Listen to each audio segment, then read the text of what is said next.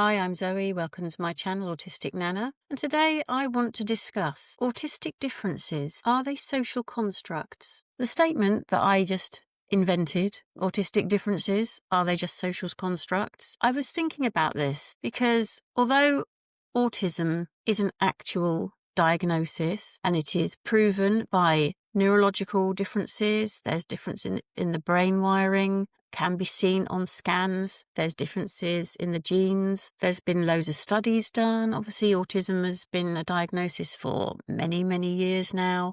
There are differences in sensory processing, communication styles, and the way we think in general. These traits, they exist regardless of whether society names them or not. In other words, autistic differences aren't invented by culture.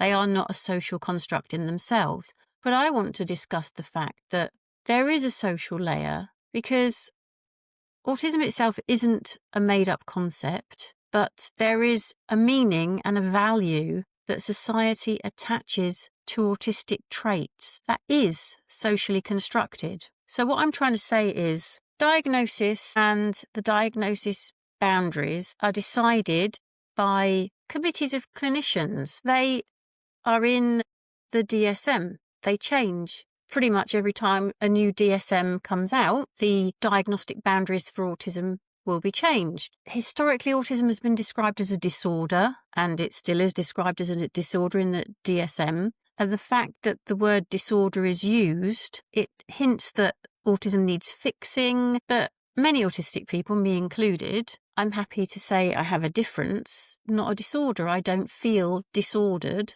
just because I'm different. There's social norms around the autistic traits that people notice are differences for autistic people, including myself in general, try and avoid eye contact. In Western society, it's accepted that making eye contact is somehow the polite thing to do. If I was in an Asian country, for example, making eye contact could be deemed as being rude or confrontational. So in that way, I want to argue that the social construct around eye contact is just looking at a trait of autism in a negative way, where what is negative about not making eye contact? Why does it even matter? It shouldn't matter.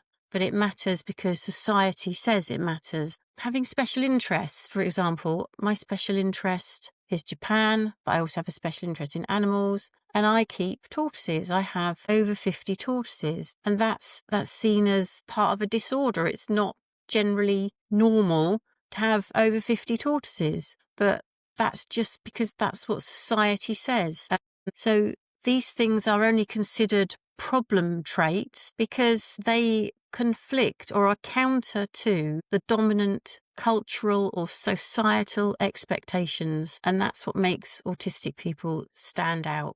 And if you stand out and you're different, then you're disordered. There's also labels attached to autism. I mean, currently it's level 1, 2, 3. Historically, it's been high functioning or low functioning.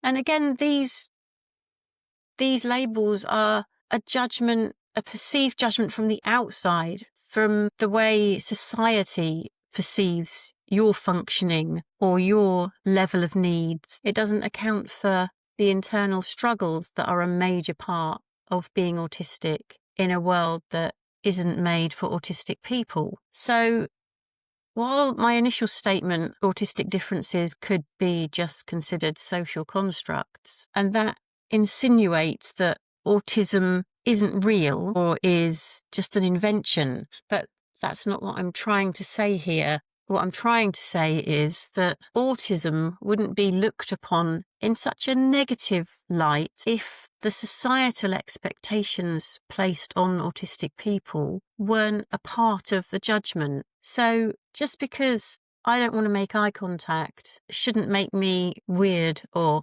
different. Just because I don't want to talk about the weather, for example, that shouldn't make me weird or different. And just because I like to talk about deep and meaningful things and I like to speak directly and I don't have hidden meanings, if I'm speaking to you, then I say what I mean. I can't in any way see why that is a negative thing in society, but apparently it is, which is really weird to me. The lived experience of an autistic person would be a lot better if there weren't so many societal judgments made on us. If we just had a different way of being, a different way of communicating, a different way of thinking, a different way of expressing ourselves without the judgment of society, then why would autism be such a disorder? It would just be a difference. And I think really that's what it is. And it would be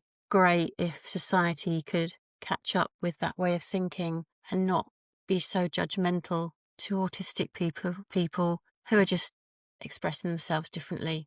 Thanks for listening. Bye-bye.